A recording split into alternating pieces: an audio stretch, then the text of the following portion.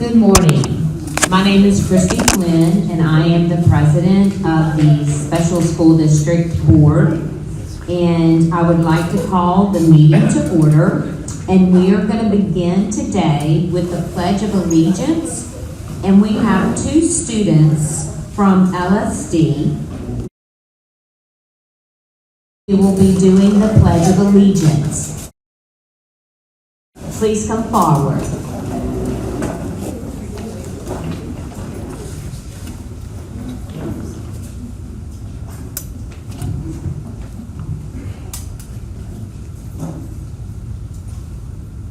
I pledge allegiance to the flag of the United States of America and to the republic for which it stands, one nation, under God, with indivisible liberty and justice for all.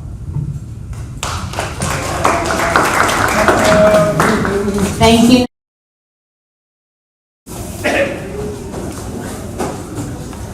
We have an invocation, and the invocation is going to be given by Alicia Holmes.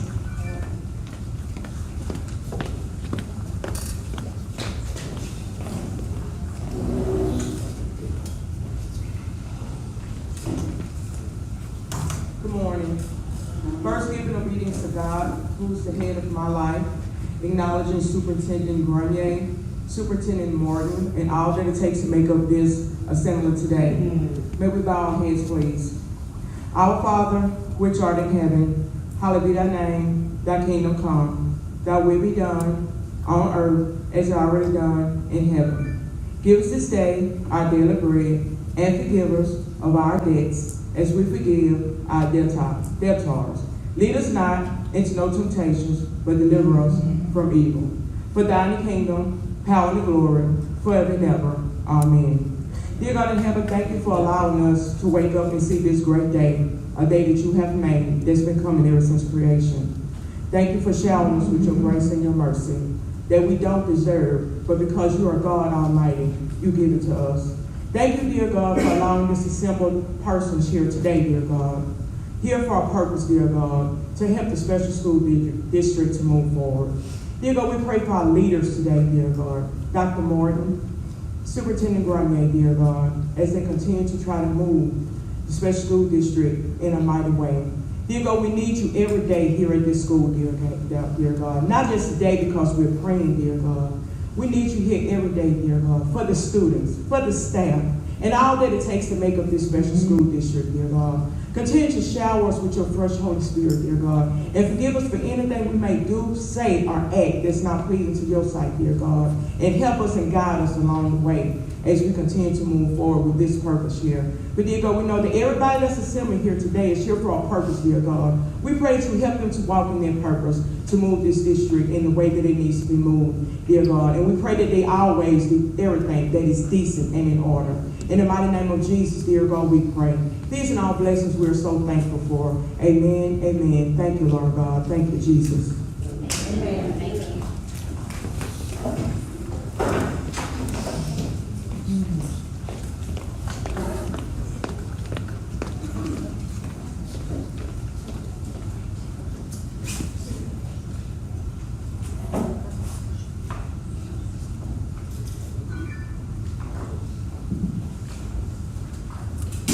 Okay, at this time, I am going to request a point of personal privilege.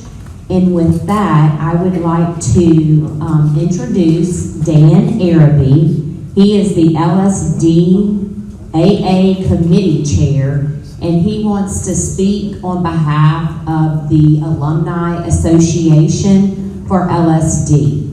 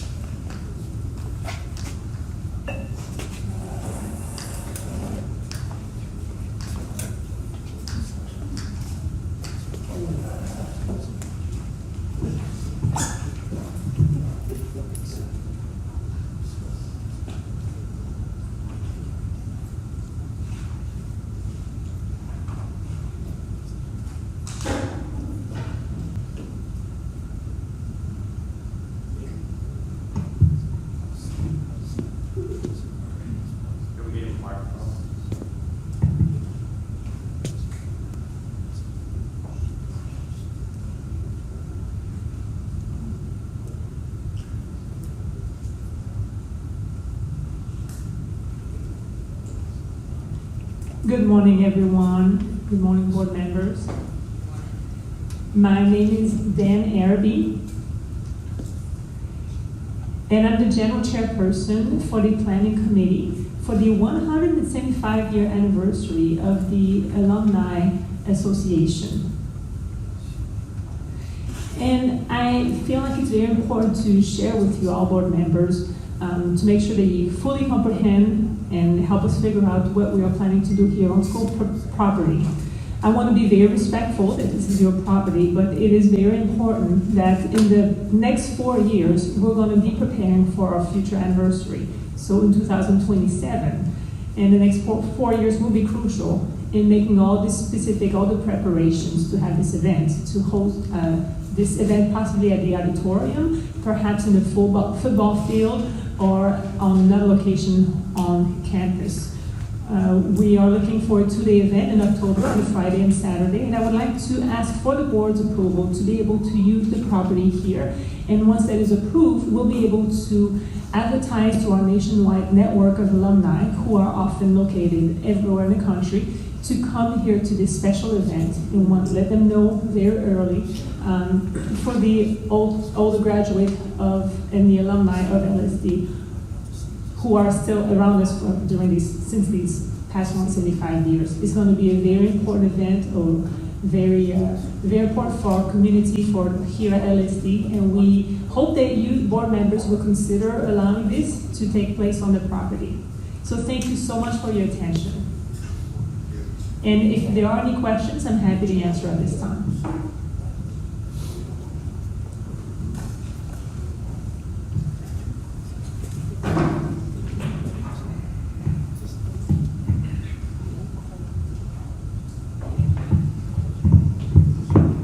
Okay, thank you so much, Dan. I'm sure that's going to be an amazing affair, the 175th. Is that what I heard? That's pretty amazing. Okay, so at this time, I'm going to let the secretary call roll to see what board members are present. Just say, raise your hand here when you hear your name.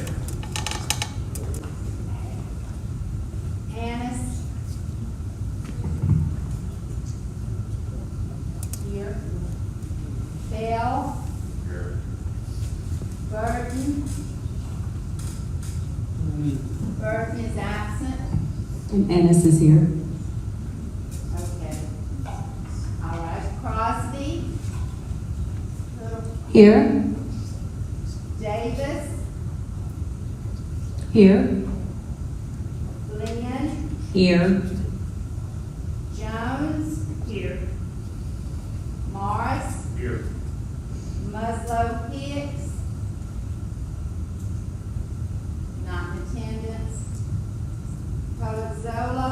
Here. Smith. Mary. Here. Smith. Vicky. Here. Thank you. Okay. So absent are Mr. Burton and Ms. Muslow Hicks, correct? Yes. For the record, Mr. Burton resigned. So that, I think the records need to show that he resigned. The record will show that. Thank you. And also that would show that we have a quorum, correct? Okay, we're gonna move on. Okay, the next item on the agenda, The approval of the minutes for the November 1st, 2022. okay, do I have a motion to receive those minutes? Ronnie? Do I have a second? Second. Thank you. Do we need to have any discussion? So Mr. Morris made the motion to approve the minutes. Yes, And the second by I think it was Edward. Dr. Dale.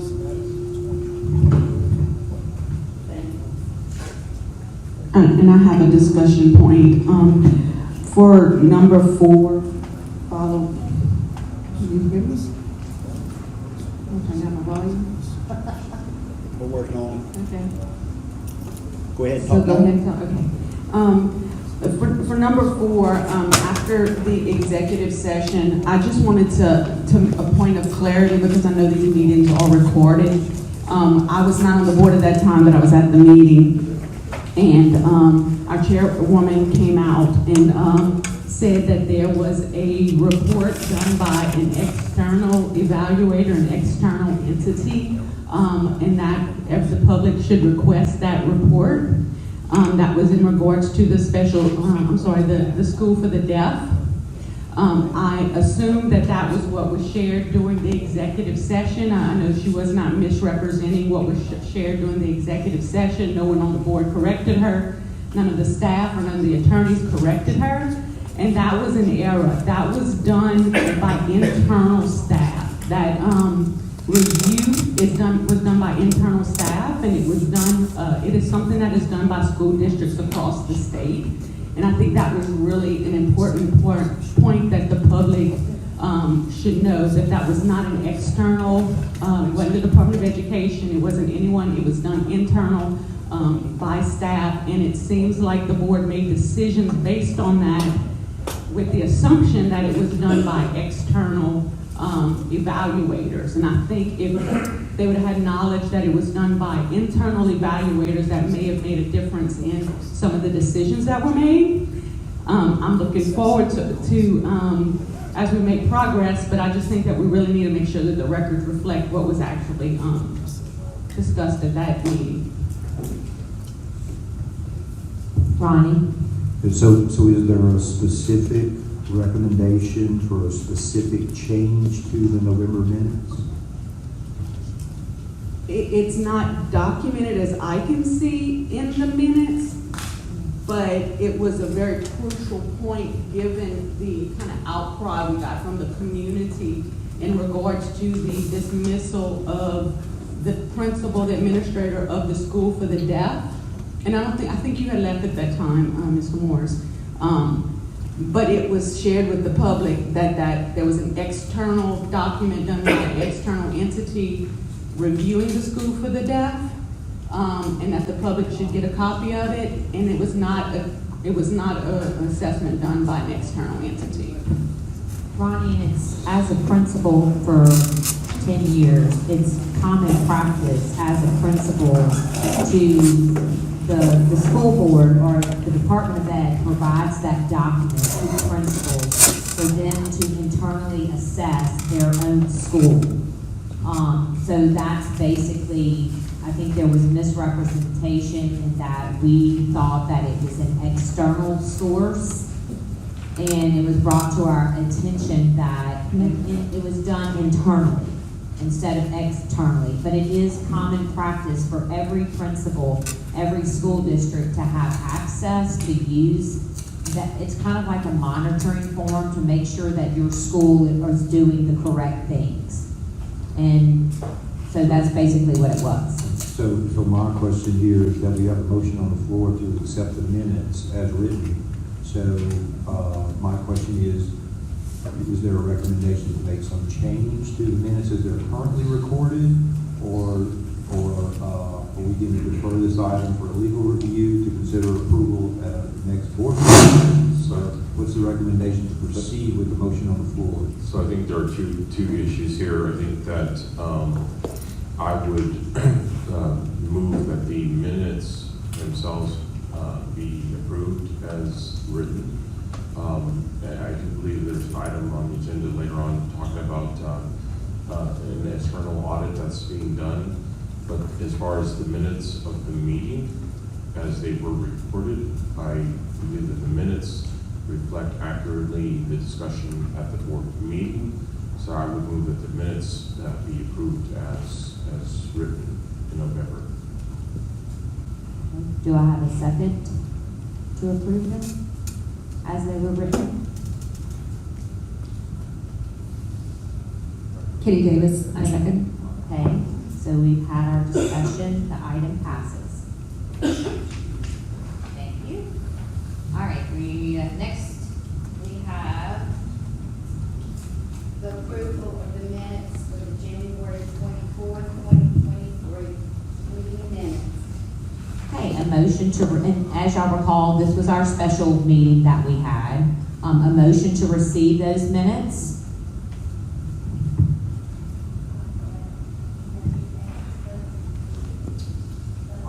I'd like to make a motion that we had a special board meeting Okay. in the title. Does anybody second that? I second that. Okay. All right, so we have a motion to include special board meeting. Any concerns about that second? Special Special board meeting minutes. For Mary Smith. Does anybody have any concerns or conversation about adding that? Okay, so a motion to receive these minutes we had. Who will second them? Thank you, Ronnie. So the item passes. Any discussion? Okay, thank you. All right, next agenda item. SSA Consultants presentation and discussion regarding board development. Okay, so this is SSA Consultants, and they are gonna be assisting the board in developing their skills so that we can represent all the varying cognitive and physical abilities that this district serves. So I need a motion to receive Mr. Rudy Gomez from SSA Consultants. So moved. Thank you, Dr. Bell. Rudy, come on up.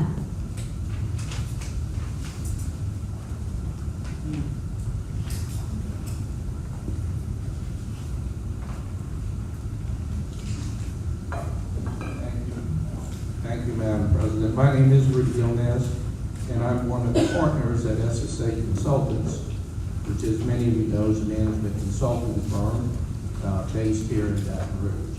We were engaged by the special school district recently to help with the executive search for the new superintendent.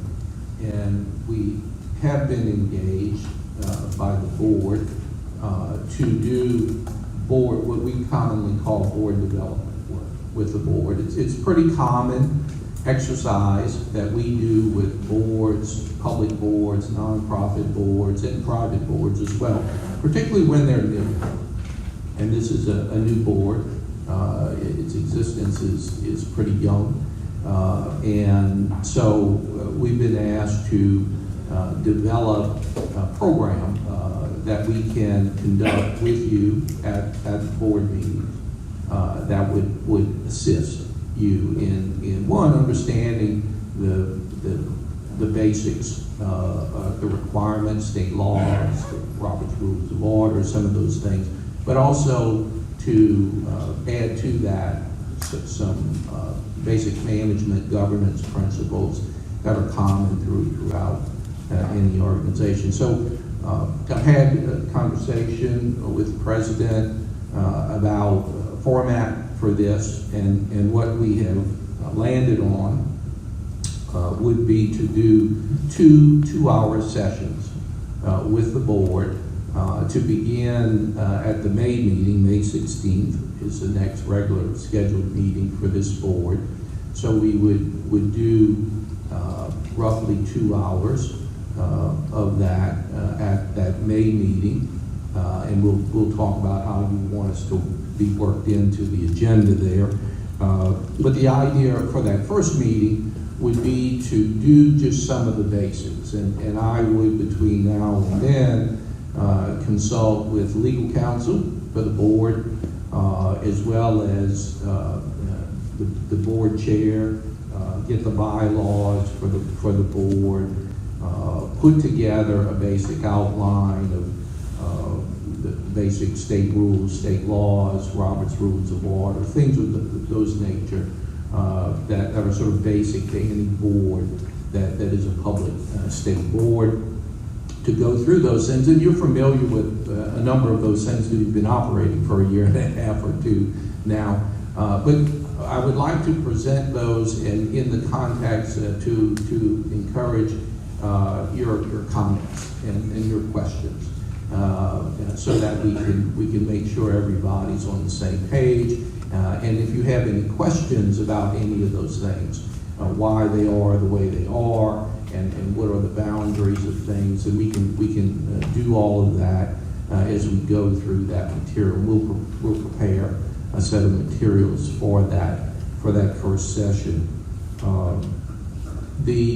For the second session, which would be in August, at the August 22nd board meeting, what we talked about was to get your ideas from the new superintendent, from the board, from legal counsel as well,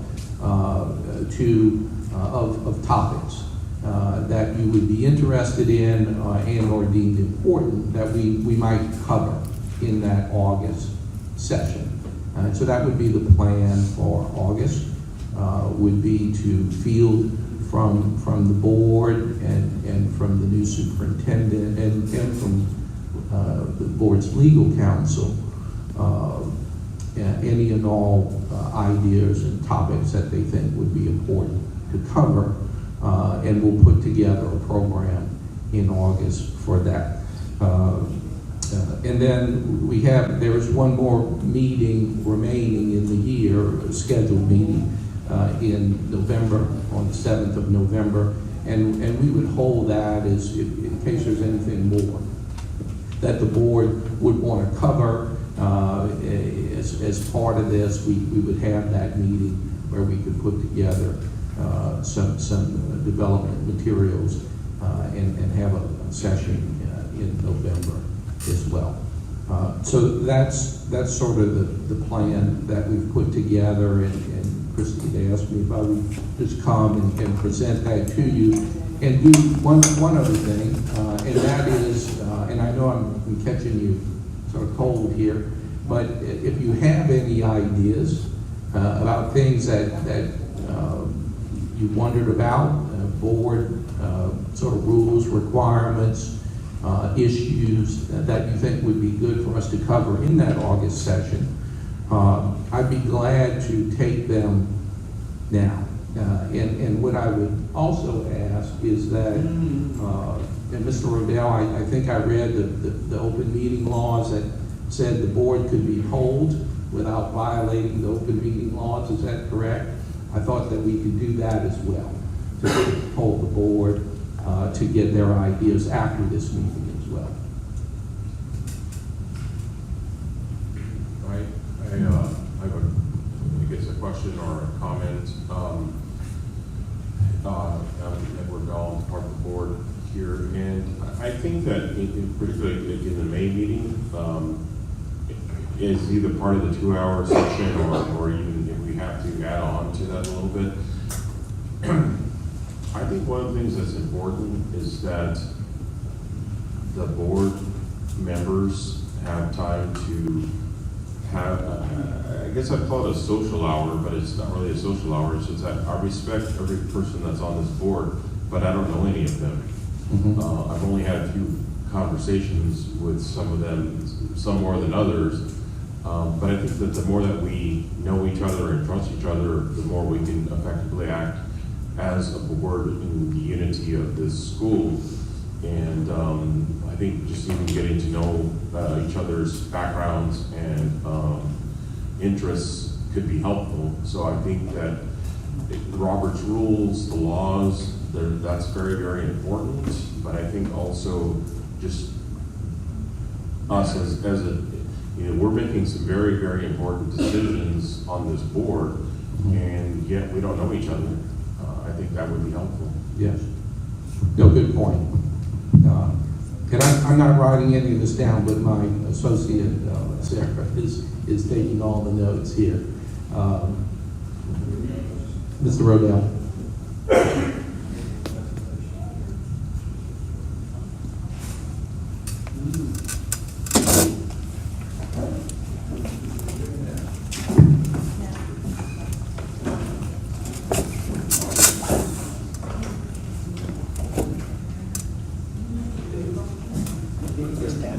Would you like this microphone?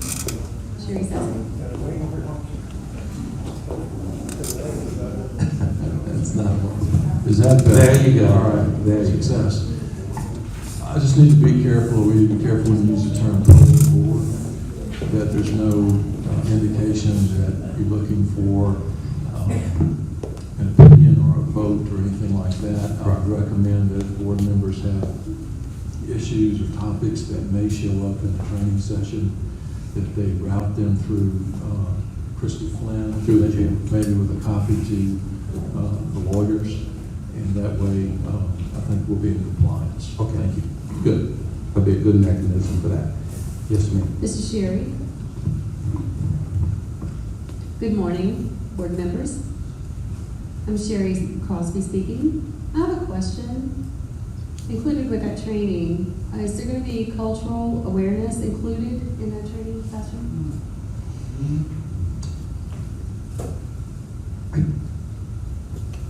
I think we could cover that ground to some extent.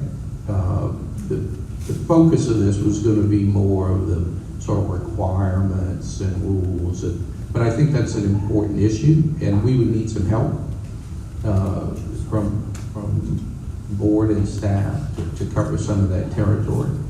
But I think we could, certainly. Okay. I would like to see more of that, more coverage of deaf sensitivity training, because we have many hearing people on the board. They're talking, overlapping each other. There's not a chance for the deaf individuals to raise their hands and ask questions because of the quickness of the pace. And I don't believe that we're on the same page at all. So I think it's very important that we have that kind of sensitivity training. I do appreciate it. Good. Thank you.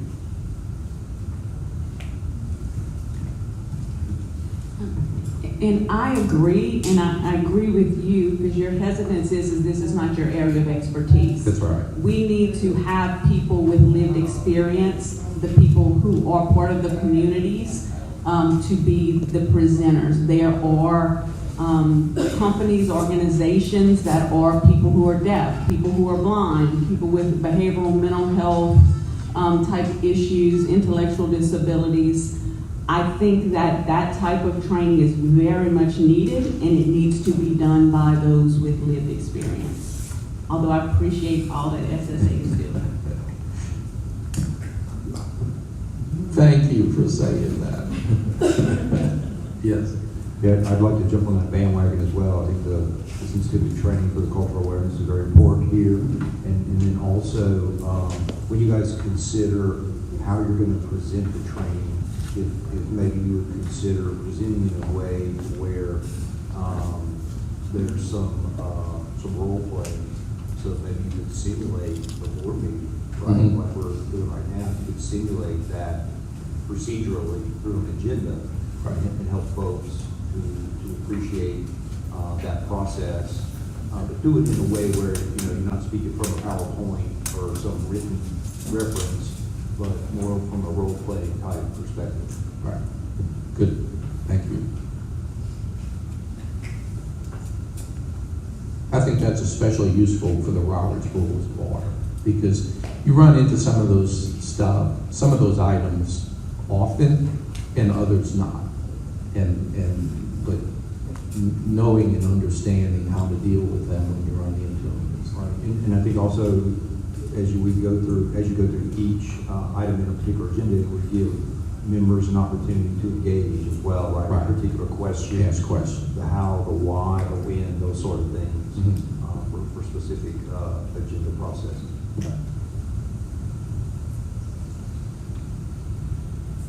Okay. Thank you, and we will, per Mr. Rodell's suggestion, I think through Christine, would send a communication to the board and any ideas you would have beyond the ones that were provided this morning. We would certainly welcome and process those. It would come through Christy and Mr. Rodell, and so we make sure we stay on the right side of the open meeting laws. Thank you.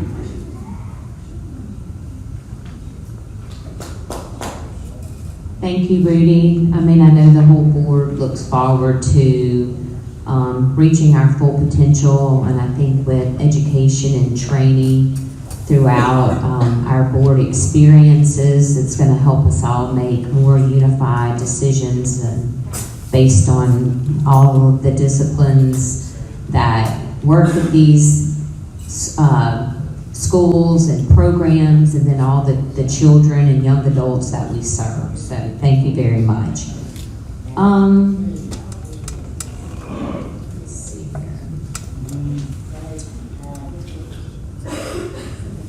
All right, next agenda item. The next item number is consideration of the superintendent's contract. Okay, and do I have a motion to receive that? Ronnie, thank you. And again, I'm gonna have Andre come up and speak to y'all as one of the attorneys. I just wanna make it known that the contract was emailed to all board members, so all board members should have had time to review it. And so he's gonna speak to what you did receive in your email. Thank you. Can everyone hear me? Good morning. My name is Andre Bourgeois. I'm here with my senior partner, Larry Rodell.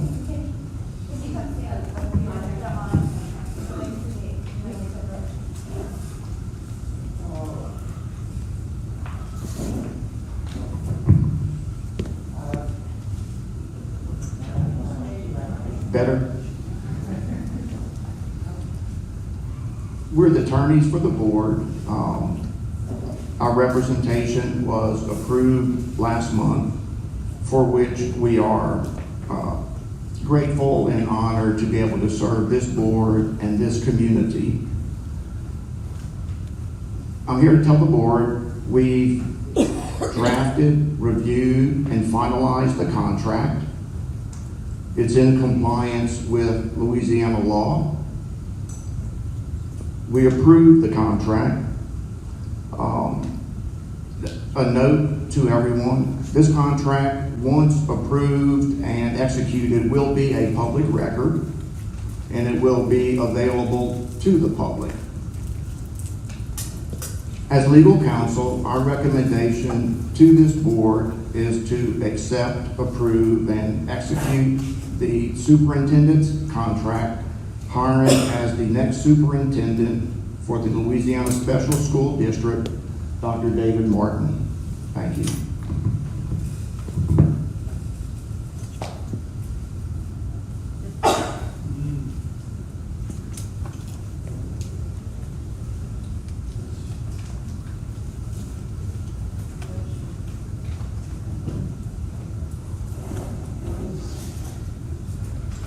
Okay, I'm gonna have a motion.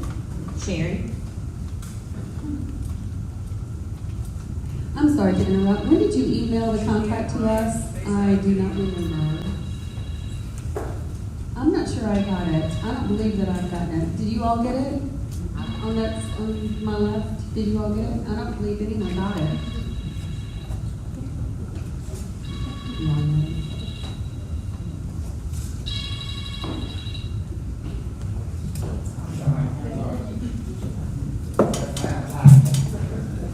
We could take a break and print it and let everybody review it on the board. From what I understood, it was emailed to everybody.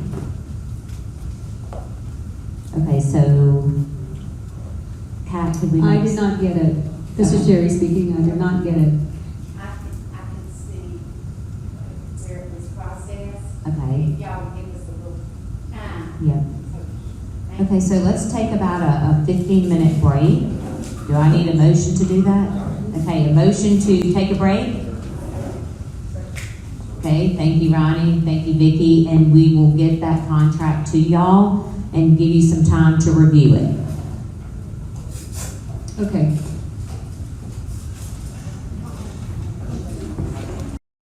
We rejoined the meeting. After the break. Okay, I think everybody is back inside. So I need a motion. So moved.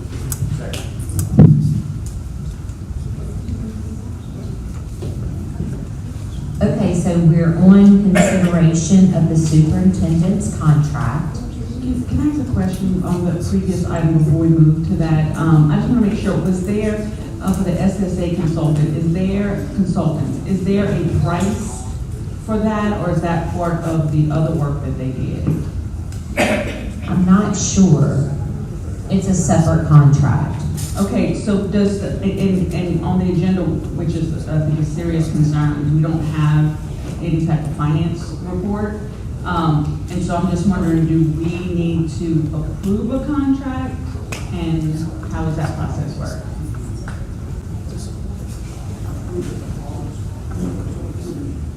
Okay.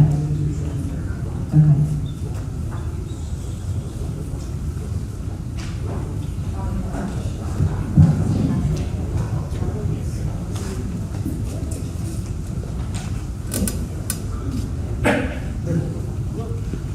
Morning, my name is Tyree Harry. I'm a general counsel for the special school district.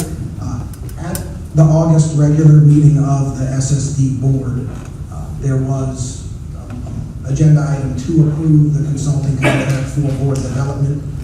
That was passed by the board, and subsequently, I believe it was executed in August or early September, there was a contract for board development with SSA, executed by the school district.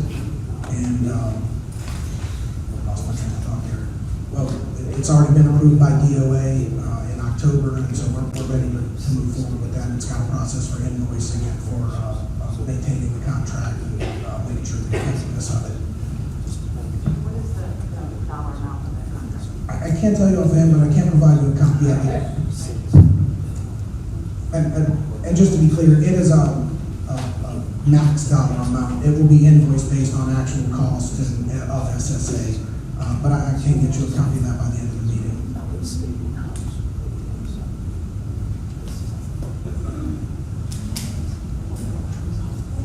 Thank you, Ty. Okay, so we're going to go back to consideration of the superintendent's contract. At this time, everybody was provided a copy and got to see what was in the contract. Mr. Sherry, I would like to have some discussion about the contract. Let me see the specific point. The increase of the minimum increase of the salary every year based on performance, it's very specific. It says 3%. I was thinking that we should have a range of 2 to 5% based on the performance. If it's good, or if it's just 3%, that's very restrictive. I was thinking that we should have a range. Is that possible?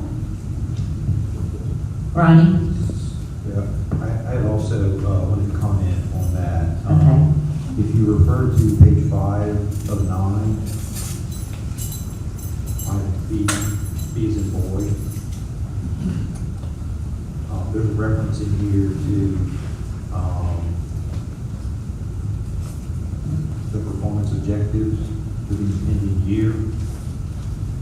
And it says it'll occur prior to the April board meeting. If we could change that to May board meeting, then between now and the May board meeting, we could meet to establish what that performance criteria would be. That would give us an opportunity to meet with the superintendent, meet with the current staff, to understand that the performance expectations would include both a quantitative and a qualitative assessment. And we would generate a rubric for each. But in order to particularly go with the quantitative assessment, we need to establish a baseline so that we understand what the current performance is at the school. And once we understand that, then we can sit down with the superintendent and the current staff appropriately and put together a proposal for the full board to consider with regard to both qualitative and quantitative performance criteria. Okay. With regard to consideration for the range, whether 3% is the right number or 5% is the right number, we regard to the range. Personally, I'm certainly open to, consideration there. But I just wanted to share my perspective with regard to the rubric in the process for putting that rubric together. And additionally, the fact that we would like to come back to the board in May with that proposal for the board's consideration, so that we have that in place as soon as possible, so that the board, the superintendent, and all stakeholders, right, understand, what those goals and objectives are with regard to performance. And we've got clear expectations, we're fully aligned, we think they're reasonable, but at the same time, they're challenging, and we know that it's going to make things better for students. This is Edward Bell, and I would like to agree with Ronnie on his comments. I'd like to make a motion that we approve the contract with the provision that those considerations need to be worked out. Whether it's a range of 2% to 5%, that's fine. I also agree that developing the rubric or the qualitative and quantitative metrics are incredibly important, and that those be done by the May meeting. But I think that those are separate from the main contract. So the only provision that I would make to the motion of the contract is that the percentage of the raise is determined by the board, and to not have it be specifically nailed down to 3%. Does anybody second that? I do. It's Sherry, I second it. Okay, so what needs to happen now? There needs to be a final decision on the consideration of the superintendent's contract with a roll call vote. Okay. Ronnie? I'd like to clarify the motion that's on the floor. So firstly, I want to make sure that the board gives consideration to changing the date in item 11B from April to May. And then secondly, I'd like to be clear about it, if the board would consider, and let's just go with Ms. Crosby's recommendation to establish a range. And instead of 2 to 5%, I would really prefer maybe up to 5%, because I don't know that we want to guarantee a 2% raise. Okay. Sherry? I'm okay with that. I'm okay with that.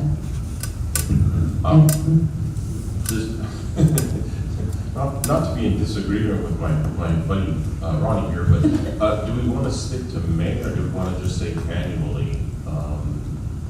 Because that could get shifted somewhat. So just referencing the language here, it speaks to each year, the regular April board meeting. My point was simply that there is no April board meeting. It would still be an annual review. It would just be conducted at May as opposed to April. My point being, there is no April meeting. But next year it might be late April. We don't. How about, can we agree that it's up to 5% based on the annual review? Can we make that in the language? I would certainly support that. I think Ty is going to try to clarify and Yes. summarize the comments so that the motion to be made is as accurately as possible. Good morning, this is Ty Manera speaking. I'm going to clarify this motion based on Dr. Bell and Mr. Morris's request, along with Ms. Crosby's request, just for clarity for the attorneys who will have to make these amendments, and for Ms. Carr, who's dutifully taking notes over there. So the motion, as I've heard it here, and I'm going to refer specifically to contract sections. The first section, so the motion is to approve the contract with two specific amendments. The First Amendment is going to be to Section 4B, which appears on page 3 of 9 of the contract. The current language reads, beginning with the 2024-2025 contract year and continuing for each contract year thereafter, the superintendent shall be entitled to a 3% increase in minimum annual salary for each year where the board determines that the superintendent has met or exceeded the specific performance objectives identified in attachment 1 here too. That language will be amended to read, I'm going to read the whole sentence again. Beginning with the 2024-2025 contract year and continuing for each contract year thereafter, the superintendent shall be entitled to, okay. I'm ready for that sensitivity training, y'all. I'm a fast talker. Beginning with the 2024-2025 contract year and continuing for each contract year thereafter, the superintendent shall be entitled to up to a 5% increase in minimum annual salary for each year in which the board determines that the superintendent has met or exceeded the specific performance objectives identified in attachment 1 here too. Ms. Crosby, is that what you were seeking? Okay. That is correct. Yes, correct. And the second proposed amendment will be to section 9B, which appears on page 5 of the contract. I'm sorry, section of, my Roman numerals are not that great either, so section 9B. I said it again, 11B, that's on page 5. Up near the top. I'm only going to read the relevant section here, so I'm starting with the second sentence. It currently reads, such meeting or meetings shall occur prior to each year's, I'm sorry, let me do both sentences because there was 2 parts to this. So I'm going to break these 2 sentences up to make it a little easier. The first sentence of section 11B reads, beginning with the 2023-2024 contract year and each subsequent year of this contract, the board will meet with the superintendent to mutually establish specific performance objectives for the impending school year. We will amend that sentence to read, beginning with the 2023-2024 contract year and each subsequent year of this contract, the board will meet with the superintendent to mutually establish specific performance objectives, including qualitative and quantitative performance objectives for the impending school year. Mr. Morris, does that cover the content concerns you had, as in Dr. Bell? Yes, sir, and I move adoption of the motion given the modifications mentioned. Okay, and one more modification. I'm not going to read the whole sentence here. That subsequent sentence references an April board meeting.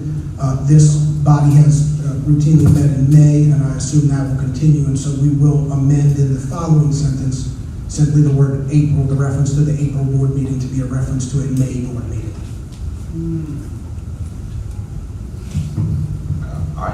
Personally, I would rather just say an annual meeting, just because calendars sometimes get shifted. But I can live with either one. So I was going to say the same thing, like instead of it referencing a regular board meeting in a certain month, that it's by a certain time. And, so it could be prior to May of the year or something like that. So the board, wherever the board meeting happens, it still has to be done by May of that year. So I think the intent here, original intent, is that contract will be initiated May 1. So for an annual review, then that review would be the next May.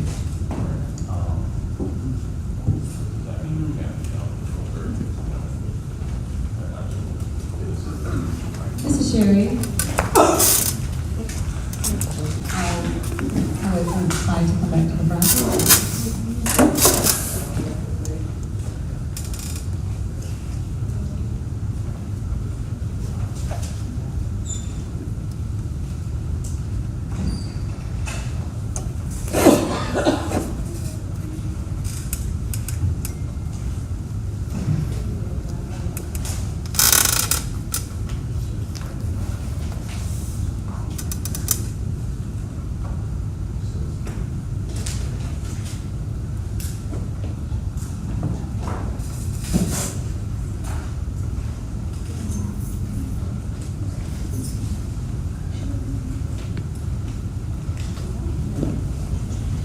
I wasn't looking for my notes. This is Sherry. Ty? I have a question for you. So normally the evaluation happens prior to the annual date. So the evaluation is going to occur prior to that. Could you give me some clarification on that? That's what I was looking for in my notes, but I found it here. On page 5 of 9, section 12, it notes that for each year of this contract, the board shall conduct an annual evaluation of the superintendent. The board shall conduct the superintendent's annual evaluation for the 2023-2024 year no later than April 1st, 2024. So the purpose of picking that May meeting for the setting of future standards was to allow that evaluation to happen in April. The outcome of that presentation, of that evaluation, would be presented at the next regular board meeting, which historically has been the May meeting, and then that's where objectives would be set for the next year also. Just wanted to share my experience serving on ESSE with regard to the state superintendent's evaluation and how that process has worked during my 3 years of service. Typically, the way that process has worked is that after the board has agreed on the performance rubric, then board members would receive a copy of that rubric a month in advance of the scheduled board meeting and give them ample opportunity to consider how they would score the both performance metrics. They would then send that confidential information to the executive director, who would tally the information. And then when the board meets at the regular scheduled meeting, in this case it would be May, the board would go into executive session and results of those tallies would be shared with the full board. And in that executive session, those summary comments would be shared with the superintendent, with the other members of the board, and then given appropriate consideration at that point. And then the board would make a decision about what that raise would look like. That would be the process at the state level. And I believe that's what we would try to replicate here. And again, the reason of aligning those two, the closeout of 1 year's performance evaluation followed with the setting of performance objectives for the next year, is because that's going to be a fairly data intensive set of decisions. So the district will be providing the data necessary to evaluate the quantitative and qualitative performance objectives for the review of the prior year. That same data would inform the setting of performance objectives for the following year. And that's going to be a long meeting with a long executive session, I would assume, in May. I will also note that this contract allows the board to do a mid-year evaluation, which is a non-binding kind of a mid-year report in November of each year also. So we'll have those performance objectives set in May of this year, and if the board would like a report on performance towards that, typically in November we will have, with some rare exceptions, we will have student performance data back from the state by that time for the prior school year, and it'll allow you to get a sense of the progress made. Of course, this November, that data is not necessarily going to reflect Dr. Mark's performance because it's going to be data for this school year, but it will inform us as to how things are trending around student performance.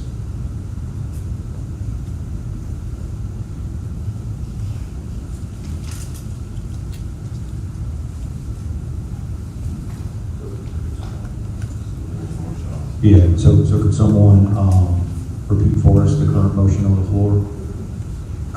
I'm going to state it in summary. If I need to go back and do it more broadly, I will. So the motion on the floor is a motion to approve the contract, subject to, in essence, 3 amendments. One is to section 4B, changing the language regarding the minimum raise from 3% to up to 5%.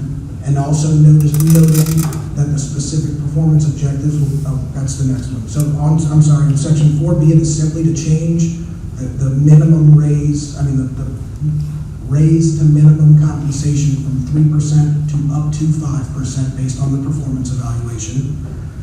The other 2 proposed amendments are to section 11B.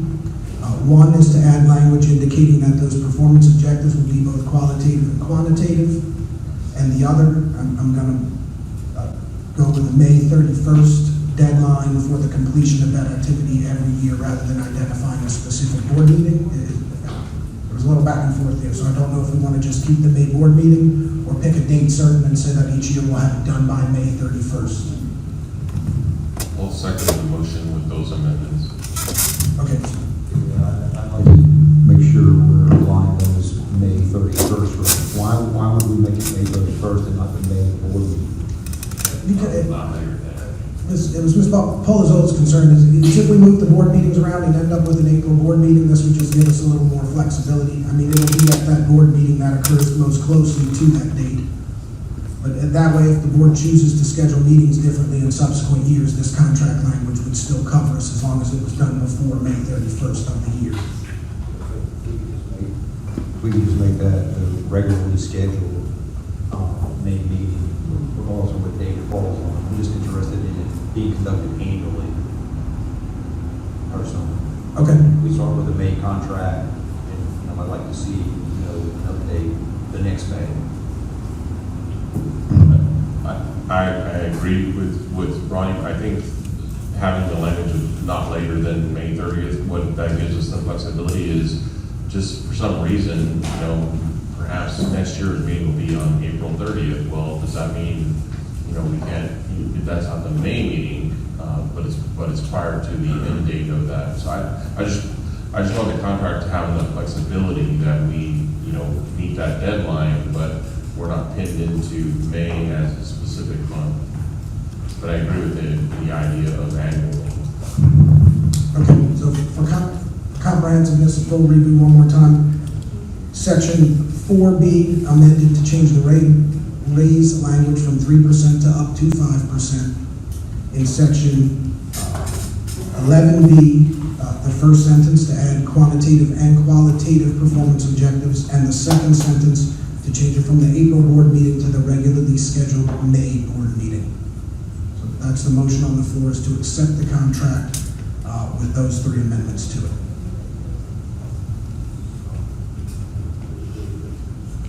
Do we need a second for that motion? I second Mrs. Kenny, and also Sherry said I second. I think we had 4 of us seconding that motion. Sherry said. Yes. I'm going to do a roll call vote. Okay. Maria Annis.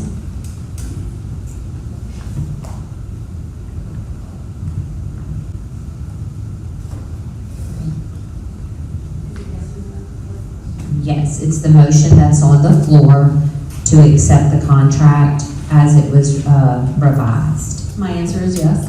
Thank you, Maria. Dr. Bell? Yes. Sherry? Yes. Davis? Yes.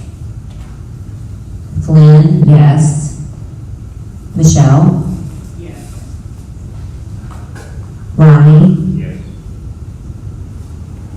Muslow Hicks is not here. Amy? Yes. M. Smith? Yes. And Vicky? Yes. It's unanimous. It passes. Yay for us.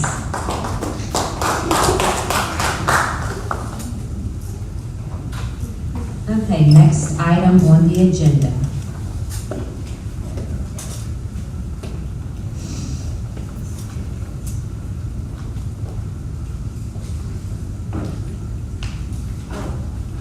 You're fine. The superintendent's report, Dr. David Martin. Okay, and I've been asked, when we're speaking so that the interpreters can hear, kind of hold it like a ice cream cone. How? Carrot. Okay, like a carrot, so the interpreters can see. Thank you. Right here. Right. Thank you.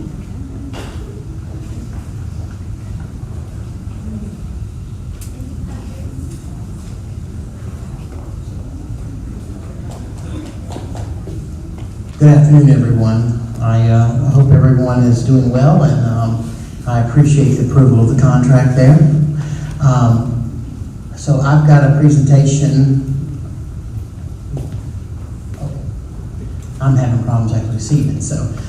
But I wanted to talk a little bit about some transition plans. And before we get started with just the meat of what I hope to accomplish, I wanted to just sort of give a disclaimer here.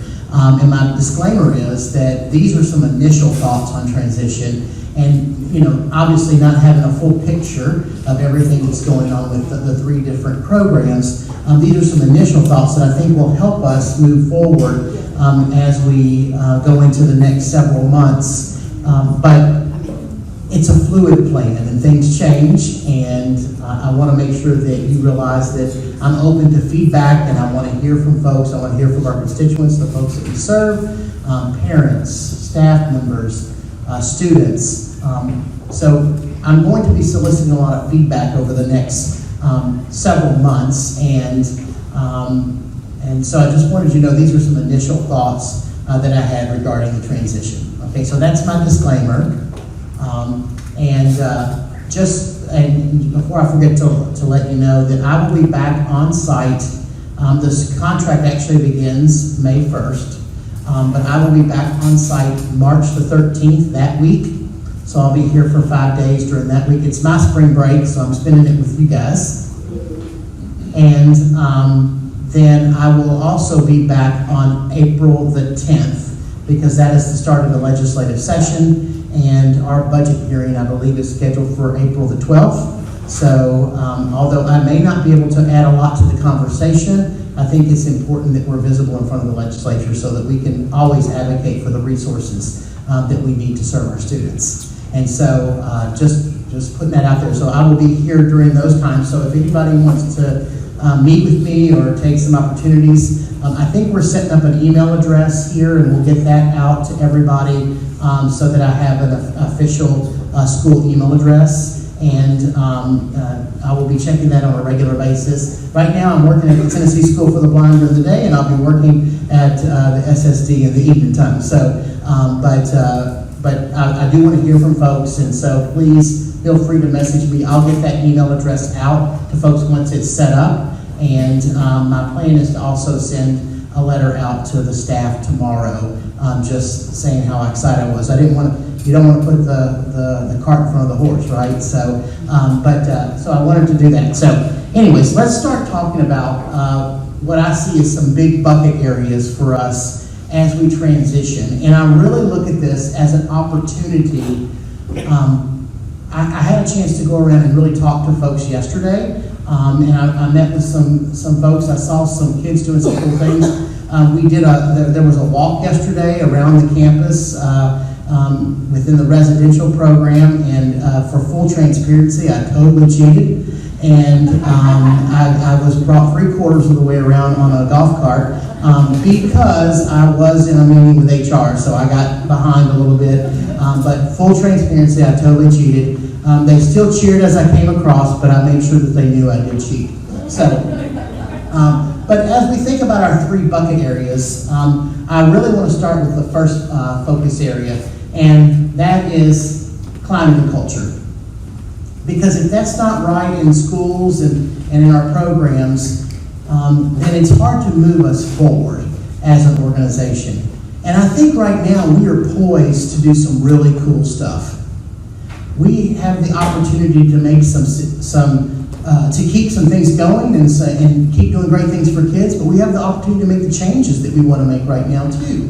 And so I think that as we do that, we've got to make people feel welcome, and we've got to make people know that we are open to that collaborative process. And so that's going to be very important for me as over the next several months, is to start developing those relationships. My leadership team will get tired of me hearing this, but I really believe in leading through relationships. And so building those relationships with the folks that we lead and building the relationships with the folks that we serve is going to be very critical for me. So over the next several months, you will see opportunities to engage, and I hope that you take part in those opportunities because your feedback is critical to the success of what we do here at the special school district. And so there's a couple of things that I wanted to hit as high points. First of all, I need to really figure out where we are. In order to get where we want to go, we have to be very open and honest about where we currently are. And that's the good, the bad, and the ugly, right? We have to really have an understanding of that in order to get to that destination. And one thing about education I've noticed in my years of experience is you never get fully to the destination, right? Because you're constantly pushing that bar for students, and so you never get to that utopian school society, but we really have to really understand where we are right now and be honest with ourselves. And sometimes those are hard discussions, right? Sometimes it's hard to really hear and understand where we are, but that's going to be critical. So I'm going to really work to see where we are, and I'm going to find out where we are by talking to everyone. We've got to identify what are our points of pride? What are we doing really, really well? There's something called strengths-based coaching when you're talking about instructional leadership, and you really take those strengths and use those strengths to parlay and develop those opportunities for improvement. So as we identify those strengths, we're going to take and run with those, and then we're going to figure out how we can use those to best leverage the resources and things we need to meet those opportunities for improvement. I want to conduct some focus groups, one-on-one meetings. It will take me a little time. I think we have about 260 or so employees right now. But I will meet with every single employee individually. It will take me some time. I also plan, specifically with the schools that we serve, both LSD and LSVI, that I reach out to those families individually and have a chance to introduce myself and let them know that if they need anything, that we're here to support. And so I've had some success with that, and I just think it's important to build those personal connections. I don't know the structure of SSP well enough to know that if I can call all those parents, and we've served quite a few kids in that, but I will make it known and develop a way to communicate with those folks. So if there's some concerns from that end, that we address those. I think one of the things that I like doing is spending time with kids. And one of the things that I have done in a previous position and I'd like to do here is ride each one of those charter bus routes. And it's great because A, the kids get pretty excited when the superintendent rides the bus with them. But B, it also gives me an opportunity to pop off that bus and speak to parents when they're picking their kids up. And I know that Friday, that it has to be somebody on their list to pick up those kids. So that it'll be Fridays when I ride those buses. I think there's 5 routes right now, and so I will pop on one of those routes. Usually the bus staff likes it too because I always have dinner. So don't tell them yet. Let me check my credit limit. But I definitely look forward to that. Again, reaching out to those community organizations that are advocates for our students and advocates for the communities that we serve. I think that's going to be important that I take time. And folks have already reached out, and I've already accepted some invitations to speak with folks. And I think that you will continue, as long as I'm superintendent, I will have an open door, and we'll have the opportunity to talk to one another. Sometimes we're not always going to agree on certain situations, and I may or may not always do what people would like to be done for various reasons.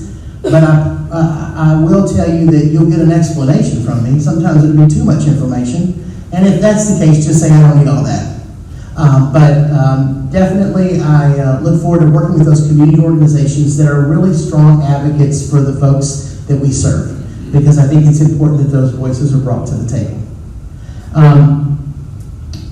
And then I think we need to work together to develop some goals around climate and culture and figure out what kind of organization we want. I can't do that in isolation, because this is not David Martin's organization. This organization belongs to the folks that we serve and the folks that work here and the communities that we work to enrich. And so I need those voices at the table. So please, when I call you, please think about participating, because it's going to be very critical for us to move forward, because we're going to move forward together. And then I think, this organization was spun off from the Department of Ed in 2021. I think right now we have an opportunity to really think about all of the programs that we serve and form a united vision for all of those programs. But it's going to be critical that when we do that, we respect the uniqueness of each of the programs that fall under us. Because there's unique needs in each one of those programs. But ultimately, all of those programs are designed to do great things for kids and adults, and the adults, young adults that we serve. So I think that's going to be critical. So that's sort of my climate and culture bucket. Again, if the climate and culture is strong in school buildings, within the district, within the programs that we serve in those places, then we can do far more for the folks that we're serving. Because when people feel good about coming to work, they're going to do more for kids, and more for the students, and more for the young adults that we serve. So that's my big bucket one. So my second big focus area is instructional programming. And I think that, obviously, this is the heart of what we do in no matter what program you're talking about. We're offering instructional services to the folks that we serve. Or we're offering, we're doing assessments or a variety of other things. But it's all about making sure that the kids get academically and instructionally what they need. So this is going to be a big lift, but it's very important. The first thing I need to do is familiarize myself with the programs that we currently offer and what are the strengths and weaknesses within those. I did a tour of both LSD and LSVI yesterday, and I saw some really great things going on. I was at LSD and I had met her once before, but I met again the agriculture teacher. And there were a lot of rabbits. And unfortunately, they just got back from a break, so those rabbits might have made some messes, and they were in there cleaning up. But the rabbits and the chickens, and so that agricultural piece. And then I saw some cross-pollination across in the wood shop, where they're making a large chicken coop as their senior project. And so understanding the types of programs we have, because I will tell you, one of the things that we're doing is we're preparing young people to go out in the real world. And when you go out in the real world, you've got to have a real job.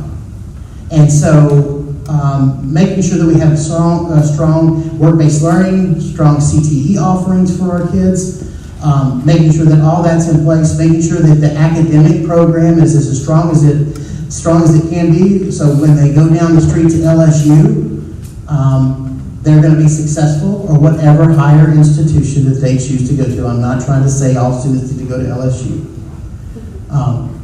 But I have heard that I need to become a fan, and a fan fairly quickly. So, when in Rome. And so that's going to be really important. Making sure that we always understand where our students are. And we are doing a good job of progress monitoring. I think I said it in my interview here. If you're looking for someone that is going to beat folks over the head with those end-of-year tests, I'm not that guy. Because there's some uniqueness that goes along with the populations that we serve that can make some of that testing very difficult for our students. But if you're looking for somebody that wants to make sure that everybody, all the instructional staff know exactly where their students are at all times and what they need to be successful, then that's where I'm going to focus my work on. Because I really believe if you take care of that teaching and you always understand where your students are and you have a strong instructional program in place, the test scores will take care of themselves. And so that's where I think we need to really focus a lot of that. And then I will tell you, making sure that we have strong development for not only our our teaching staff, but all of our support staff, making sure that they get the development opportunities that they need. One of the questions was around ASL when I was here before, and making sure that our folks are proficient in that. And when we hire somebody and they are not proficient, we need to make sure that we get them the resources they need to become proficient. And we need to make sure that those are in place so that we and have an expectation around utilizing those resources and making sure that we're getting the students exactly what they need in the classroom. And then the final bullet point, I highlight, I made this nice and bold, but we have to recruit highly qualified leadership for each one of the schools. This is going to be critical for the success of those students. And when I say highly qualified, I mean folks with experience in deaf ed, folks with experience in visual impairments, and folks that have strong special education backgrounds to serve those kids out in the SSP. So that's going to be critical. Some of that leadership's in place, some of it is not. But we're going to make that a priority to make sure that we recruit for the most highly qualified candidates to fill those positions and lead those schools. Because I will tell you, I have spent 6 years at the School for the Blind in Tennessee. I am by no means a blindness expert or visual impairment expert. I am definitely not an expert in deaf ed. But I will work to listen to those experts, and I will work to find those experts so that we can bring them in and build a strong program. And I also know enough to know what I don't know. And I'm never afraid to ask questions. And I'm not afraid to embarrass myself either. But I am not afraid to ask those questions, and so that's one of the reasons why I need folks around me that understand those things so that we can make the best possible decisions for the students that we serve. So that's the instructional programming big bucket. And then the final big bucket is really around district operations. Because ultimately we have to have the resources in place for the folks that are for the folks that are in those classrooms each day. We have to have the right resources so that they can do the great things that they need to do for the students that they're serving. And so we have to pay attention to those district operations. So I need to familiarize myself with the way things are done in Louisiana. I'm already learning there are a lot of similarities, but there are some definite differences. And so understanding those differences, making sure that I'm listening to folks and really getting those resources that I need to develop myself and have a firm understanding. Give me 30 days and I'm going to understand the budget process. So we're going to make sure that we have those resources and allocate it the correct way. Understanding SSD and state rules, policies, and procedures. Ultimately, we have to follow state law.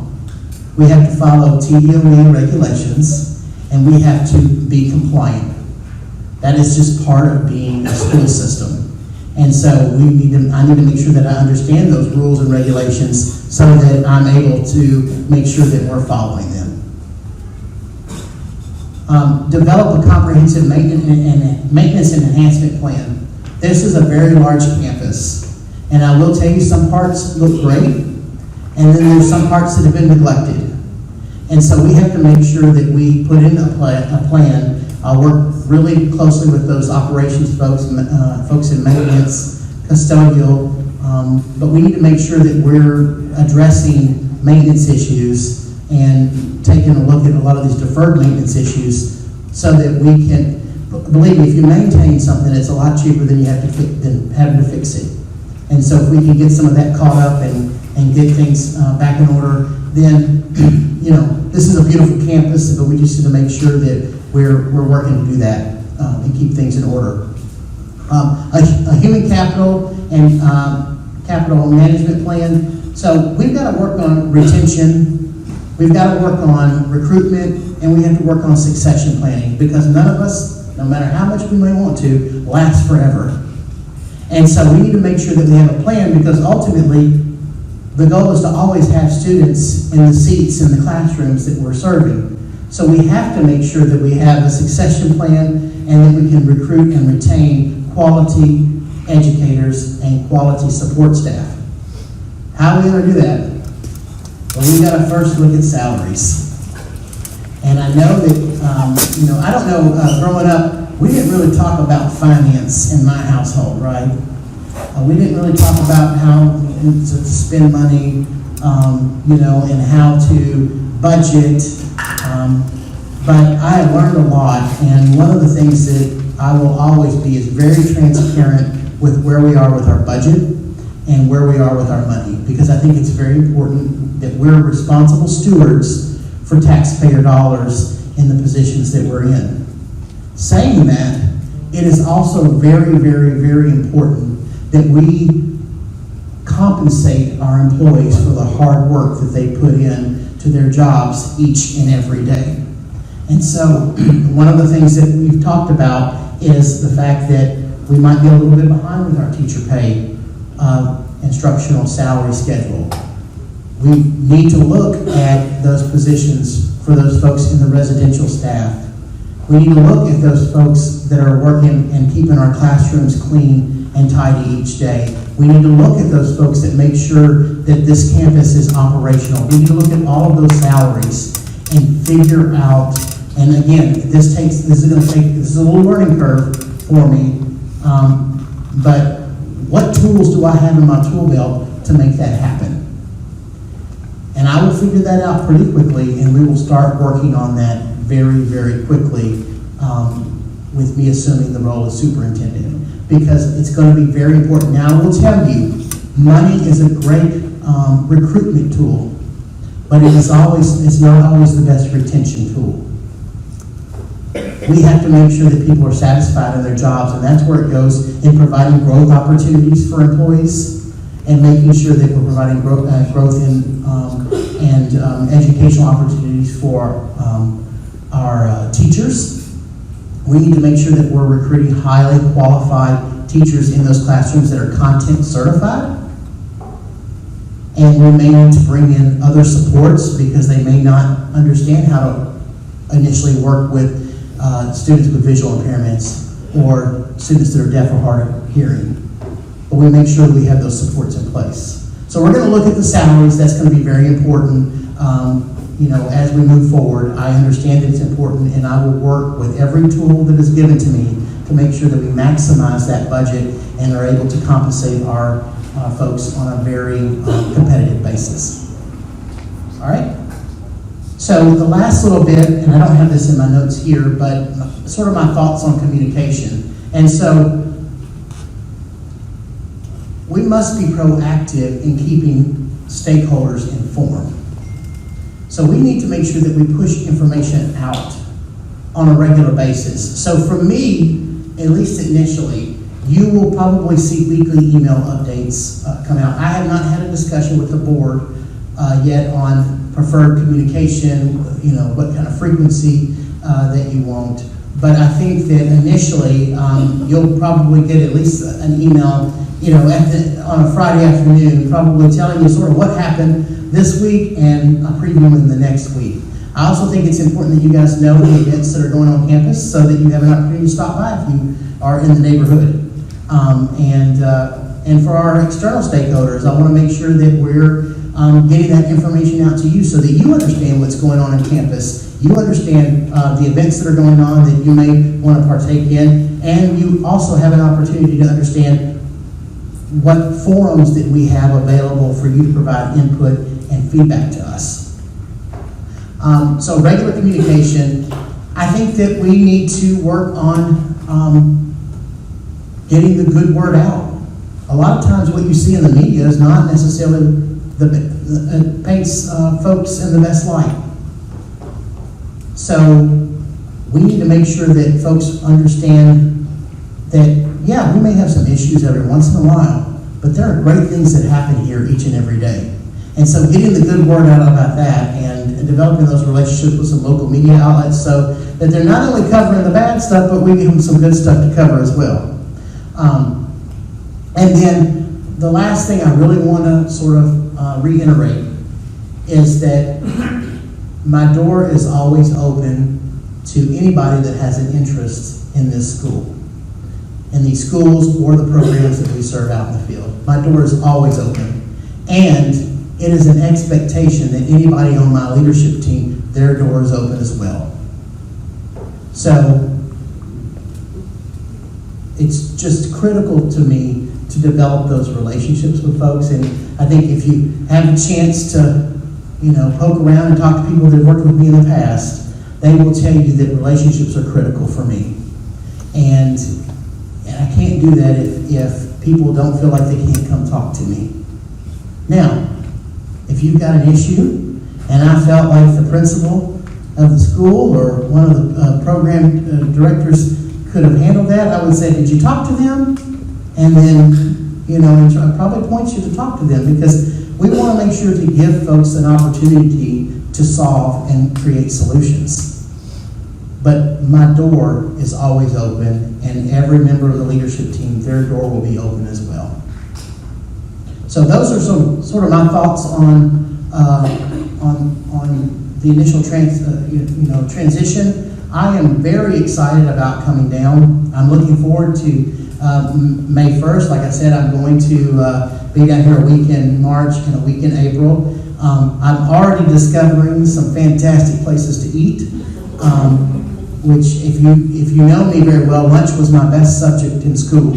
And I definitely am going to enjoy that. I'm going to get a chance to meet you guys and develop those relationships, and so I'm looking forward to that. So with that, is it okay to open it up for questions if folks had questions, or I'm pretty much an open book, so. I think it's appropriate.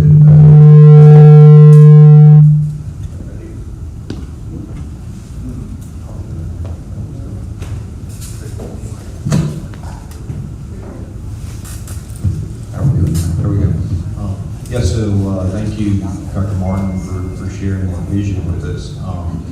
Personally, I think it's appropriate that the board members have an opportunity right now while you are in town to engage you. So if there's any comments from the board members right now, here's a great opportunity to engage the superintendent.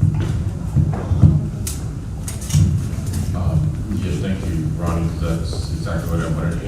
When I first talked with you on the Zoom call, Dr. Martin, when we met in January, I think one of the things that you need to know is that this school district has undergone a lot of fear, a lot of anxiety, a lot of mistrust, miscommunication, and a lot of unanswered questions. And so I think the thing that I'm most excited about your coming here is your open door policy and your approach, which appears to be very much building relationships. I think there's a lot of healing that needs to happen.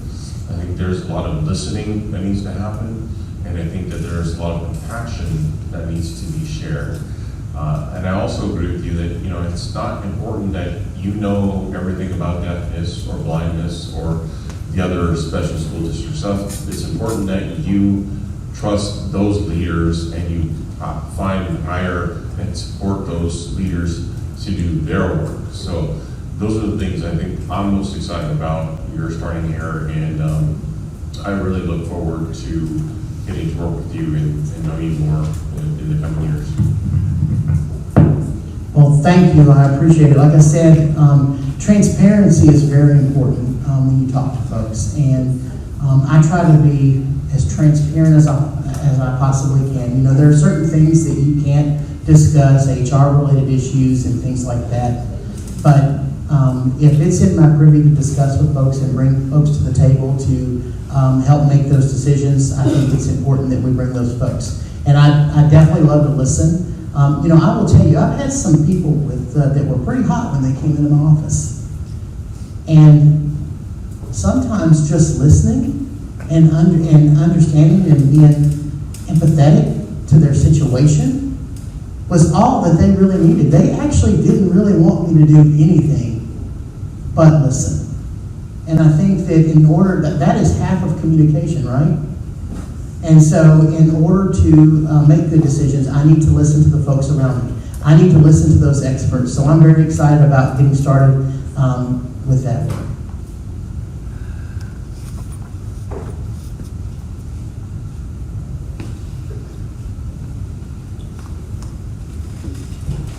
I have a question for you.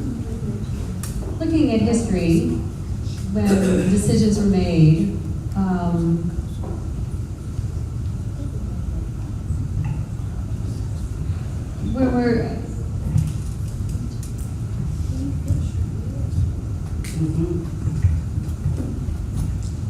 when SSD is making a decision, they are relying on the attorneys and to make decisions or make announcements that way. They're not running the school. It should be the superintendent making those decisions, and then the superintendent giving advice to the legal counsel. I think I am very comfortable with you, working with you. Well, thank you. I mean, we have to follow the law, right? I mean, we have to make sure that we're following the law when we make the decisions that we're making. And actually, I had a conversation with one of the attorneys this morning, and they said, "I'm here to give you advice. I'm not here to tell you what to do. I can tell you the implications of what that decision will be, but I'm not here to make the decision for you." And so I think that we're going in from a position of cooperation, and I am very astute to taking legal counsel, but ultimately the decision will lie with me. And saying that, I will also have to be prepared to pay the piper for those decisions as well, because if I make a misstep, and I promise you I will make a misstep, I will go ahead and put it out right now that David Martin will make a series of mistakes in this position. But I want to also make sure that we're making, if we make decisions based on what is best for students, and we keep that as the center of our compass, we're not going to mess up too bad.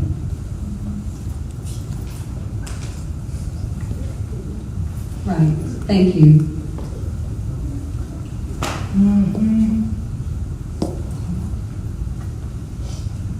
Anybody else? I was ready to get grilled. I mean, I had an extra energy drink this morning. Well, I'm excited again to get started, and I appreciate the time to be able to talk about that a little bit today. I will get that email address out to everybody so that once you get it, you can send me some messages. I will try to check it at least once a day, but it will probably be in the evening time. So if I'm delayed in responding to you, I apologize in the process, but I am shuffling a couple of different things right now. And then I plan on putting out a letter. If I don't get it done between now and tomorrow, by the end of the week, I will send it out to the entire staff, just sort of a great, I'm looking forward to, this is not my phone, I'm looking forward to working with you. So, all right, thanks.